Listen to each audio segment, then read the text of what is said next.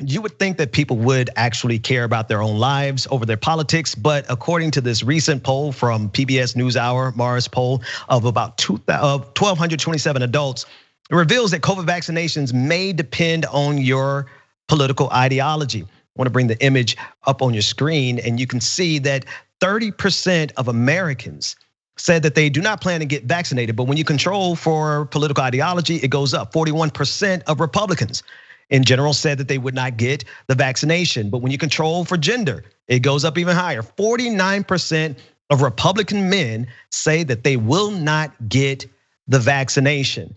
Now, this was brought to the attention of Anthony Fauci, one of the most trusted voices on the matter. And he was asked very specifically by Chuck Todd of Meet the Press whether or not Donald Trump should speak to this specific issue. And this is what he had to say. Chuck, I hope he does, because the numbers that you gave are so disturbing, how such a large proportion of a certain group of people would not want to get vaccinated merely because of political consideration. It makes absolutely no sense. And I've been saying that for so long. We've got to dissociate political persuasion from what's common sense, no-brainer public health things. The history of vaccinology has rescued us from smallpox, from polio, from measles, from all of the other diseases. What is the problem here? The problem is the politicization of an entire pandemic that has ultimately led to the deaths of about 527,000 Americans, but I digress. There was a recent poll from Axios that showed when you control for white Republicans, about 56% of white Republicans say that they would not get the vaccine. Now, if anyone, any group of people has a reason to be suspicious, it would be Black Americans because of the history of the abuse in this country, especially as it pertains to medicine. But Black Americans, African Americans have increased the amount of confidence that they have in the vaccine. The irony of this, Cenk, is that the poll was from February, where 56% of white Republicans said that they would not get it. But in January, it came out that Donald Trump and Melania Trump actually received the vaccination themselves. And so if anyone has the ability to address this issue, because at the end of the day, while it is laughable because this might be an example of the Darwin Awards and it might make voting easier in the future because of their stupidity, the fact of the matter is that the less or the fewer amount of people who get the vaccination, the more dangerous and the longer it's going to be for the rest of us to get back to some sense of normalcy. And so there is a need for Donald Trump to speak to his constituents, but instead of talking to them and convincing them that this is something that they should do, he secretly got it himself and his wife back in January before they were kicked out of the White House. And now he's being quiet on the issue. While he's being quiet on the issue, there are also other Republicans who are saying that we should be grateful to Donald Trump. Here's Senator Tim Scott saying as much about Joe Biden showing or not showing the appropriate amount of gratitude to Donald Trump for the vaccinations. For there to be no ability to share credit on such a day when we were recognizing 520,000 Americans had lost their lives. Thank God for the genius of the Trump administration, who delivered 300 million doses ready to be put in arms on day one. The genius of the Trump administration was to downplay this from the beginning. The genius of the Trump administration was to politicize something as simple as wearing a mask. And now the genius of the Trump administration, or the post-Trump administration, is for him to be silent while his guys, his people, his supporters are going to become victims and the last victims of COVID-19 because they refuse to get the vaccinations. Cenk. Yeah, so I'm trying to contain myself in reaction to Tim Scott. Let's just show you some tape of the so-called genius on this particular issue of COVID-19, and let's see if we still think he's a genius. So supposing we hit the body with a tremendous, whether it's ultraviolet or just very powerful light, and I think you said that has him in check, but you're going to test it. And then I said, supposing you brought the light inside the body, which you can do either through the skin or in some other way. And I think you said you're going to test that too. Sounds interesting. Right, folks, who could. Right, and then I see the disinfectant where it knocks it out in a minute, 1 minute. And is there a way we can do something like that? by injection inside or almost a cleaning, because you see it gets in the lungs and it does a tremendous number in the lungs. So it'd be interesting to check that. Well, as you all know, of course, disinfectant does help with COVID-19 on surfaces, on tables, chairs, etc. Injecting it into the lungs, on the other hand, would kill you instantly. So that's the genius of Donald Trump handling COVID-19. And people like Tim Scott still have the nerve to come on TV and to like sickeningly kiss up to this idiot that caused so many extra deaths because of COVID-19. But I'm not done yet. Let's show you another genius clip of Trump handling COVID-19, and let's see if this turned out to be true. It's going to disappear. One day it's like a miracle, it will disappear. And from our shores, it could get worse before it gets better. It could maybe go away. We'll see what happens. Nobody really knows. No, people knew, you just weren't among them. So after he said it would disappear like a miracle, 525,000 Americans died because we had an absolute moron for president of the United States of America. And it is political. So he got a vaccination, as Ben told you guys, but he did it quietly and in private. Why? Because he wants to be safe. He knows that the vaccine is real. But the very fact that he did it privately rather than publicly, which is what all the other politicians are doing to encourage people to take it, shows you that he thinks it's political. And he thinks, now he's not, and this is really sad indictment of Republican voters, but he thinks he's not as dumb as the average Republican. So I'm not an idiot, I'm gonna take it to be safe, right? But I think you guys are all morons, he thinks, and you like it when we're stupid and we don't wear masks and we don't get vaccines. So I won't get one in public. I won't get one in public because I don't want to lose popularity among the dumb party. And so now let's talk about, Cenk, you can't say they're dumb. Yes, you can. First of all, 41% of them say they're not even going to take the vaccine. And 525,000 dead in America alone did not convince them of the magnitude of the problem. By the way, these are the same morons who said, no, any American dying, 4 Americans dying in Benghazi was the worst thing that ever happened to this country. 4 people dead, worst thing that ever happened. 525,000 dead. And we have the worst cases and the worst deaths in the whole world. And these morons say, no, I don't want the vaccine. So look, I think there's good evidence now. It's not definitive, science evolves, and so it's a series of experiments until we get to better and better conclusions. But right now, it appears that if you take the vaccine, you're double vaccinated, and you wait your 2 weeks, that you are relatively safe. And so I get mad at the government now, the Biden administration, they're beginning to change this. When they tell you to take over-the-top precautions after getting vaccinated, then what's the point of getting vaccinated? And it's, by the way, not scientifically accurate. It appears that the science is leading to people is that if you get vaccinated, you're okay, right?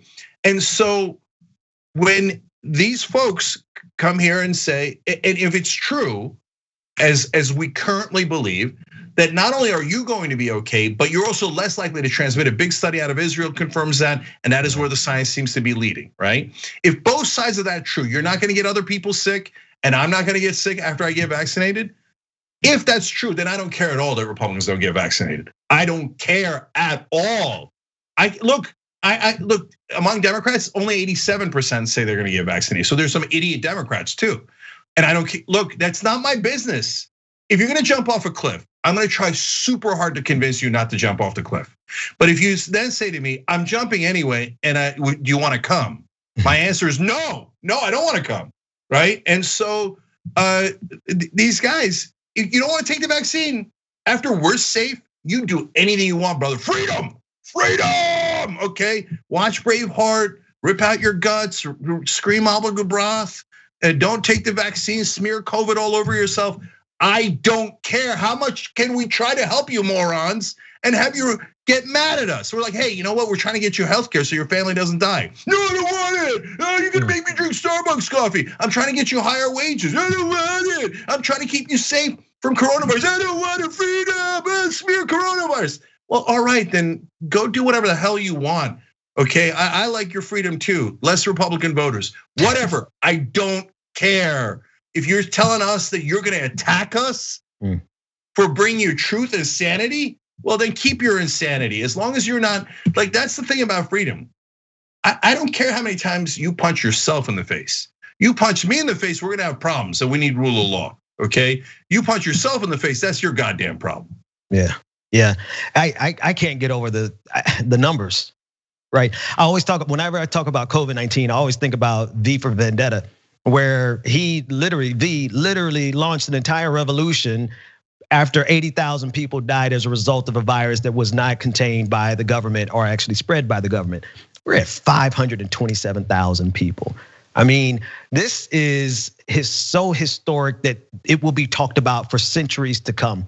And not even a footnote, but a major point in the history of our present is going to include the absolute absurdity and the ignorance of not only our political leaders, but the American people in general, right? Because it was so simple. If they didn't want to shut down, we could have wore masks. But not only did they not want to shut down, Republican leaders specifically, but they did not want to shut down and they didn't want you to wear a mask, which it guaranteed that we were going to have the maximum number of deaths.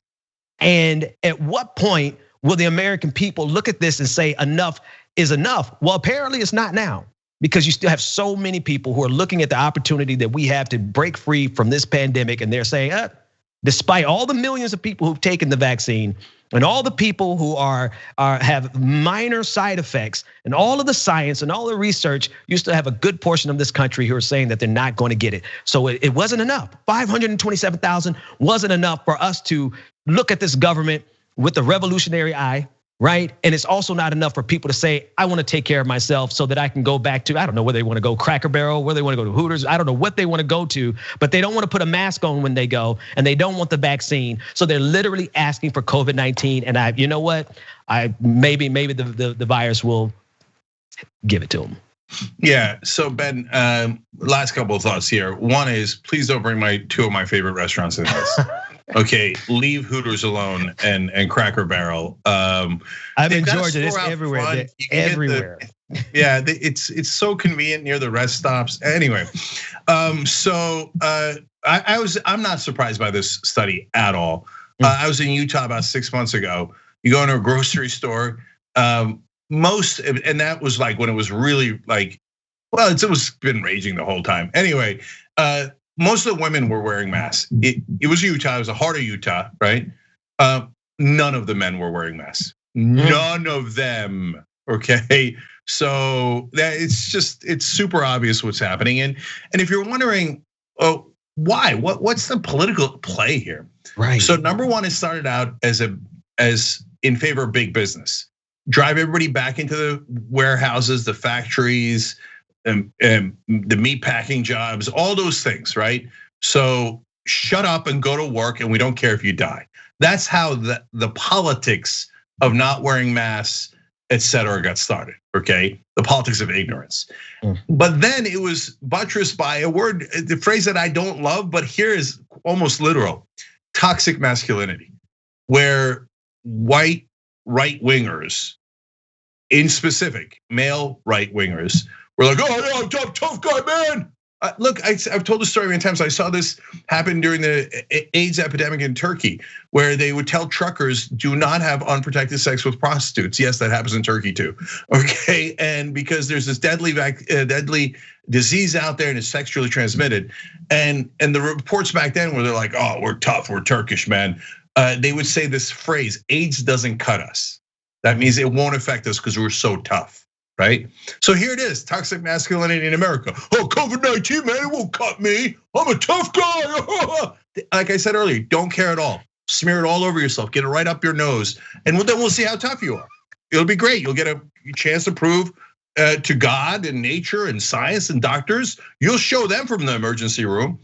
And then finally, to give you a sense of the numbers, now some idiots are saying, oh, DeSantis handled Florida perfectly fine. Their rates were just slightly worse than California's. Okay, so there's a large number of reasons why California has specific problems, given the density, et cetera, of the population. That's for another day.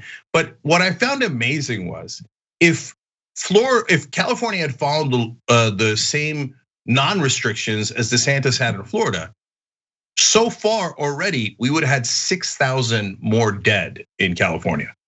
And Republicans are pointing to that like, see, we told you. You told us what? You would have killed 6,000 more people. What did you tell us? And then if California had followed Arizona's restrictions, Arizona is more similar to LA in terms of demographics, density, all those, and the weather, the humidity, et cetera, all those factors.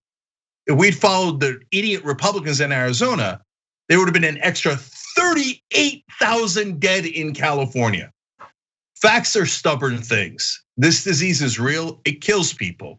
After we all get vaccinated, if you want to be morons and risk your life, well, yeah, you're right about one thing. That's freedom, brother. You go have at it, Hoss. It's America. You want to go kill yourself, that's your problem, not my problem. Thanks for watching The Young Turks, really appreciate it. Another way to show support is through YouTube memberships. You'll get to interact with us more. There's live chat emojis, badges. You've got emojis of me, Anna, John, JR. So those are super fun. But you also get playback of our exclusive member-only shows and specials right after they air. So all of that, all you gotta do is click that join button right underneath the video. Thank you.